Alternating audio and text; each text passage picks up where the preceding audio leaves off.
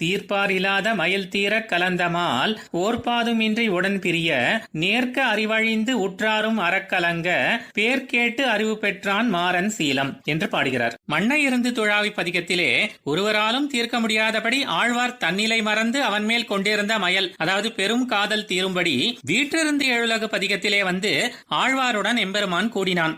ஆனால் ஒரு பெரிய ஆற்றின் நீரானது திடீரென்று வற்றிவிட்டால் அதன் அடிப்பகுதி வெயிலிலே சுடுவது போலவும், பட்டாபிஷேக மகோத்சவம் ஒரே நாளிலே குலைந்து ராமன் காட்டுக்கு போனது போலவும் ஆழ்வாரின் நிலைமையை சிறிதும் ஆராயாமல் அந்த எம்பெருமான் உடனே பிரிந்து சென்று விட்டான். இதை கண்ட ஆழ்வார், பொறுக்க பொறுக்க அனுபவங்களை கொடுப்பவனல்லோ அந்த எம்பெருமான், சட்டென்று பிரிந்து சென்று விட்டானே என்று முன்பு இல்லாத அளவுக்கு தன் இயல்பு நிலை இழந்து தவித்தார்.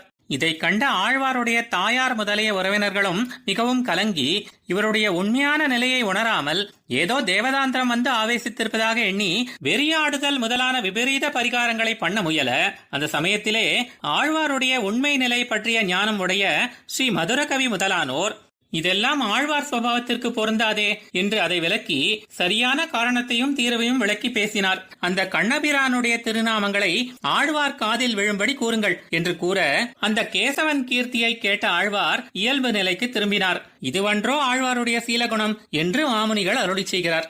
ஆழ்வார் எம்பெருமானார் ஜீயர் திருவடிகளே சரணம்.